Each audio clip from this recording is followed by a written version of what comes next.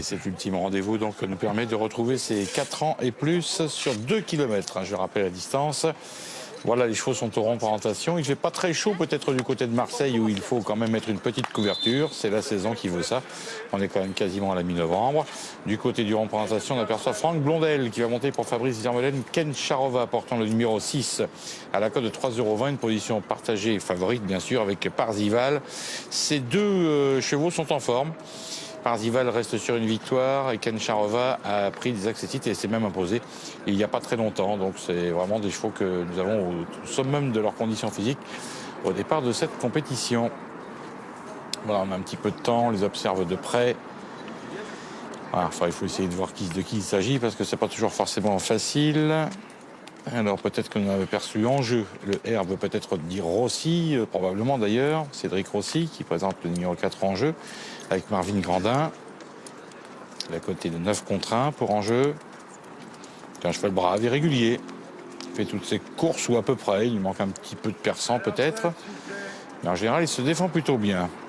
Jérôme Régnier présente Lily Carster, le numéro 8, avec Guillaume Millet, qui a un petit avantage par rapport à ses adversaires, c'est d'avoir couru très peu, simplement une seule sortie pour Lily Carster. Je crois qu'on en avait parlé tout à l'heure, d'ailleurs Sébastien nous refera un petit topo là-dessus, en nous disant que ça s'était mal passé lors de sa dernière sortie au mois d'août de cette année. Sortie qui était loin de nos frontières marseillaises. Et là, vous apercevez Isis Mania et son joli visage. 4,90 € pour le numéro 1, Even Song, qu'elle va piloter ici pour le compte de Jean-Pierre Gauvin. Jeune fille qui se défend très très bien, qui a réalisé une belle saison et qui se fait connaître de plus en plus dans les pelotons. Le Kazakh Orange du numéro 2, Crystal Gazing. Fabien Massé pour Christophe Escuder. Et là, nous arrivons sur Bioflirt, le numéro 3, Édouard Lacaille pour Christian Scandella, dont les élèves commencent à revenir en forme. Attention cet hiver, il risque de frapper fort du côté de Cagnes-sur-Mer, probablement. Alors, Christophe Escuder présente Crystal Gazing, le numéro 2. On va donc l'écouter, il nous dit tout à son sujet. Dans la dernière, cette Crystal Gazing, on se fait plaisir dans le handicap quintet. Qu'est-ce que vous en avez pensé? Ouais, on se fait plaisir. Je veux la voir un peu évoluer au Pont de Vivo. Il y a un cheval ou deux meilleur qu'elle. Mais la jument est en forme et on va essayer d'accrocher une place. Très bien. Un ou deux chevaux meilleurs. Et en plus, il faut être un petit peu de la queue, ce qui n'est pas toujours bon signe. Le numéro 6, Ken Charova, est juste derrière. On enchaîne avec le 4 en jeu qui entre en piste. Voilà un joli cheval, très affûté. Regardez ce numéro 4 en jeu. Ah, je ne le trouve pas vilain du tout, moi, présenté par Cédric Rossi. N'oublions pas que c'est un cheval qui avait montré de la qualité l'année dernière, au printemps 2015. Il s'est bien comporté. Il n'avait pas couru entre mai 2015 et mars 2016. Jérôme Régnier va nous en dire un petit peu plus sur celle qui est actuellement à l'écran. C'est Lily Carstairs. Et puis on termine avec Lily Carstairs qu'on avait vu aux États-Unis, on a vu également en Angleterre au tout début de sa carrière, qui effectue une grosse rentrée. Qu'est-ce qu'on peut en penser dans la dernière? Lily Carstairs, c'était un peu notre jument de cœur puisque c'était une des premières à rejoindre mon effectif quand je me suis installé en tant qu'entraîneur public. On a tenté quelque chose à essayer de la mettre black type aux États-Unis, ça a échoué. On a tenté de la remplir par un étalon américain et de la rapatrier en Europe, ça a échoué puisqu'elle a coulé, donc elle n'a pas gardé le petit. Donc on redémarre de zéro. Ça fait 10 mois qu'elle n'a pas couru, elle repart vraiment de zéro et elle a un peu de travail derrière elle, mais voilà, elle va avoir besoin de cette rentrée et on va voir si d'un point de vue tempérament, elle a toujours autant envie qu'avant. Très bien, merci beaucoup Jérôme. Voilà, en jeu très très beau. En jeu, c'était un ex-Vertémer entraîné par André Fabre, devenu propriétaire de Madame Léonie juste après sa sortie du mois de septembre sur l'hippodrome de Saint-Cloud. Ce jour-là, on prenait une 3e place avec son jeune partenaire pour l'occasion. Jeune jockey qui est donc au service d'André Fabre, Mathieu Pelletan. Donc c'était pas trop mal sur cette tentative-là. Du coup, on a finalement choisi de l'acheter. Il faut faire attention à un enjeu numéro 4 qui est peut-être un trouble fait possible. Pierre Bazille est également un jockey qu'il ne faut pas négliger. On va l'écouter et il va nous faire un petit topo sur les chances du numéro 5 Parzival. Pierre, vous avez remporté un beau succès avec Penjac, une victoire importante. Expliquez-nous. Merci. Oui, c'est vrai que c'est une victoire importante pour moi. C'était ma 70e, donc la perte de la décharge. ça me fait vraiment plaisir de l'avoir perdu pour mon patron, Monsieur Botti, parce qu'il m'a quand même vraiment beaucoup aidé depuis que je suis arrivé chez lui. Avant, j'étais chez Monsieur Barry, qui m'a beaucoup aidé aussi, mais qui avait moins de chevaux pour me faire confiance et monter l'après-midi. Et du coup, je suis parti chez Monsieur Botti et je suis vraiment très heureux d'avoir perdu ma décharge pour lui et qui plus est pour ce propriétaire, parce que c'est vrai que même au tout début où je montais, que j'étais pas trop connu, ce propriétaire m'a toujours fait confiance et c'est vraiment un propriétaire que j'apprécie. Je suis content d'avoir gagné pour ce duo. Et dans cette dernière, est-ce qu'on peut encore poursuivre avec un Parzival qui s'est montré impérial face à une Dogma qu'on a vu bien courir les studs en Angleterre? C'était une belle valeur la dernière fois. Oui, c'est vrai que la dernière fois, il faisait une super valeur. Aujourd'hui, le seul problème, c'est que ces 2000 mètres, c'est un peu... par rapport au cheval, c'est un petit peu court peut-être. Mais bon, on va essayer de le monter de l'avant comme d'habitude, bien se positionner et je pense qu'il va donner le meilleur de lui-même. Très bien, merci Pierre et bon vent. Alors, ce n'est pas la course la plus facile à travers les candidatures qui se présentent à vous.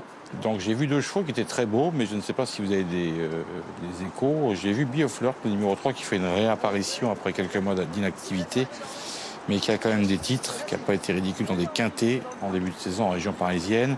Bioflirt, c'est Christian Scandella. Vous savez bien sûr que les chevaux de la maison ont connu quelques déboires de santé liés à des virus, un virus présent au sein de l'écurie qui a quelque peu ralenti bien sûr les prestations et la préparation des chevaux. C'est un fait. Bioflirt, le numéro 3, on a l'impression quand même qu'aujourd'hui son état physique est vraiment parfait. C'est une rentrée. La cote est négative, du moins en apparence. Mais il faut regarder comment ça court parce que je pense qu'on va peut-être pas être loin quand même d'une bonne prestation. Et en jeu, le numéro 4, qu'est-ce que vous en avez pensé, Sébastien? Vous l'avez vu de près? C'est le numéro 4 en jeu, Jeff. Oui. Écoutez, oui, correct. Après, il y avait beaucoup de chevaux qui avaient quand même leur couverture au début du rond. J'ai surtout vu une Ken Charova qui était belle, moi, c'est le numéro 6. M'a beaucoup plu. Ouais. Et dans son entourage, on me disait, voilà, aujourd'hui, c'est une première de 1000 mètres, peut-être un petit peu long. On essaye là-dessus. La dernière fois, sur 15, c'était une belle valeur. Elle était 3e d'un Super Nothing et Nisham. Donc on y croit quand même pour une place. Et l'As Evensong a eu un très bon parcours à Deauville. Mais c'est pas trop son truc, il faut plutôt monter de l'arrière-garde. Et ce qui va être fait vraiment aujourd'hui sur cette PSF de Ligo pour la première fois pour Evensong. Alors c'est sûr, s'il répète un petit peu ses dernières valeurs, il a une belle chance pour terminer dans les 3 premiers, ce numéro 1. Et puis c'est vrai que Bioflirt était pas mal en représentation, mais vous l'avez dit, il y a eu quelques petits soucis de santé dans l'écurie de Christian Scandella. C'est une grosse rentrée, mais au physique, elle était pas mal quand même. J'ai l'impression qu'ils vont revenir pile poil pour l'hiver et pour les rendez-vous cagnois de l'écurie Scandella. Bioflirt, le numéro 3. C'est difficile de recommander chaudement, il est vrai, après les ennuis de santé des chevaux de la maison, ce numéro 3 Bioflirt, mais il faut bien regarder parce que j'ai l'impression qu'on n'est peut-être pas loin d'une bonne prestation. Et puis en jeu, le numéro 4 est vraiment très beau. Moi, ce sera mon petit tandem amusant, le 4 et le 3. Voilà, on va essayer de faire mousser un petit peu les paris dans une course comme celle-ci. Quel est votre jumelé à vous, Sébastien?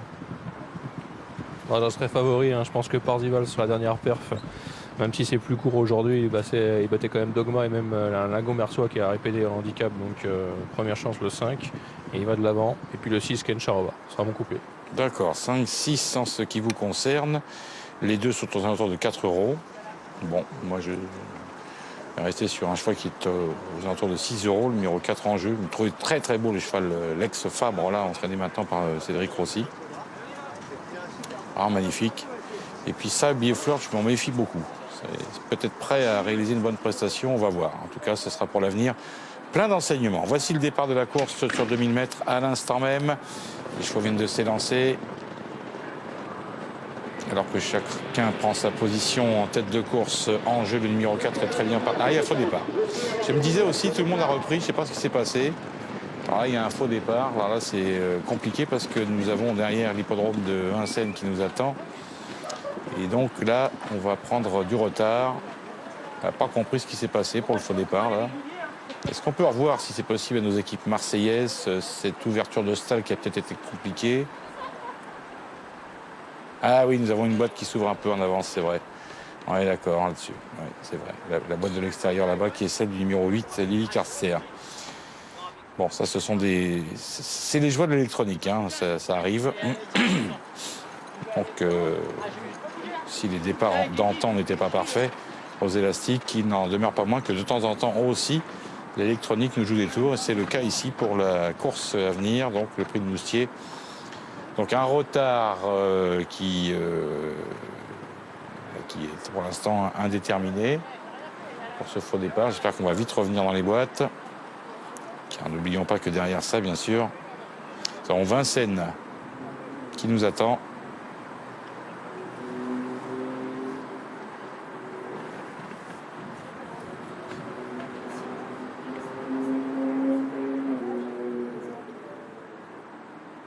Chacun va revenir au départ. Donc là, on va revenir avec le numéro 2, Crystal Gazing, qui a d'ailleurs vu sa cote de départ fondre de moitié. Ça a été une très grosse prise. Et Crystal Gazing qui est présenté donc par Christophe Escuder. Plaît bien en dernière minute. Vous l'avez pas retenu d'abord et puis ensuite ça s'était goupillé autrement. On a pu reparler d'Yvonne Song, le numéro 1, c'est peut-être une erreur d'ailleurs, associé à Isis Mania, alors que vous avez des images de Vincennes déjà. Oui, Vincennes qui se prépare, et notamment la première avec un départ différé de 2 minutes, mais forcément on ne pensait pas avoir un faux départ sur l'hippodrome de Marseille.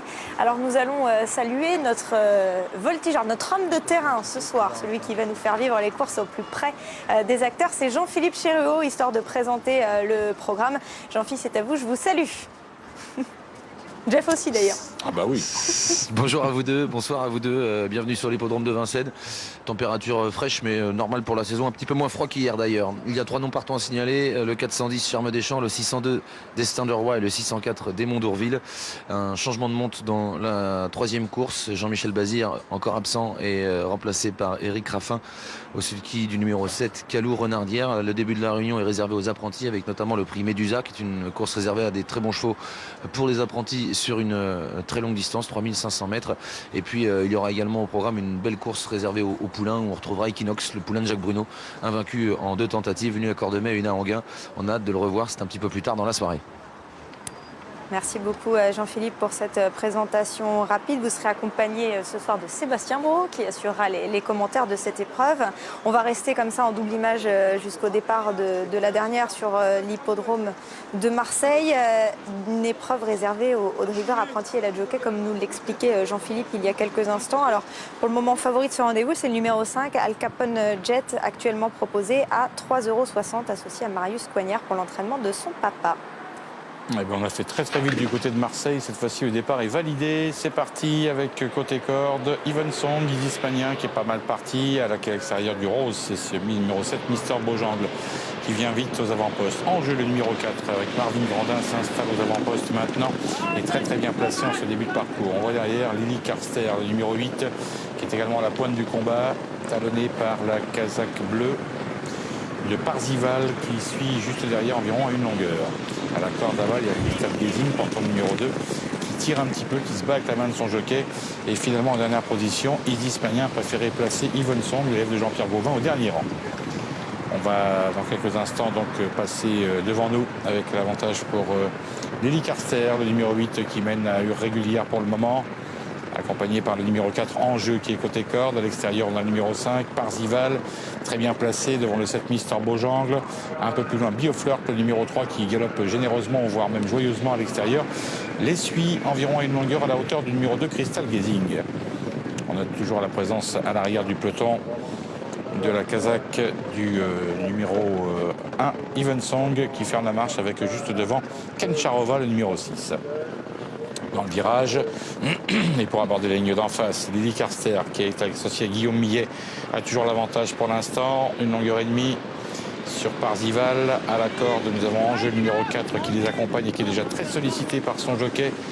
On aperçoit derrière quelques rapprochés, celui de Mister Beaujangle, le numéro 7, qui se manifeste alors que nous sommes presque arrivés au bout de la ligne d'en face. C'est le tournant final avec les concurrents qui vont bientôt se relancer. Toujours les mêmes aux avant-postes pour l'instant avec le numéro 8, Lily Carster, avec l'élève de Jérôme Régnier qui est en très grande forme. Isis Mania qui revient très fort avec Yvonne Song, le numéro 1, qui a peut-être fait une belle ligne droite tout de même, qui tente de se rapprocher à son tour. Les chevaux dans la phase finale avec l'avantage maintenant pour le numéro 5, peut-être Parzival, qui lutte bien. À l'extérieur, voici le numéro 1, Evenson, qui finit à toute allure, mais un petit peu tard. Le 5 va l'emporter là, c'est deuxième devant le 6 et le 8 dans cet ordre, probablement après photo. Merci Jeff pour la 7e et dernière, le prix de Moustier, le 5 Parzival, deuxième victoire pour Pierre Bazir et donc Alessandro Botti, son entraîneur pour la Scuderia Magenta, deuxième place, à voir peut-être là Steven Song tout à la fin avec le 6 Ken Charova et côté corps le numéro 8 Eli Carsters, Pierre Bazir qui est donc passé professionnel aujourd'hui pour cette réunion marseillaise. Et c'est ce qu'on retiendra effectivement, notamment de cette réunion. 70e gagnant pour lui et l'arrivée de cette dernière serrée. Alors, pour la victoire, c'est bon, hein, c'est fait pour le numéro 5. Derrière, on annonce photographie pour être prudent et on attend le verdict de la photo finish. Merci beaucoup, Jeff.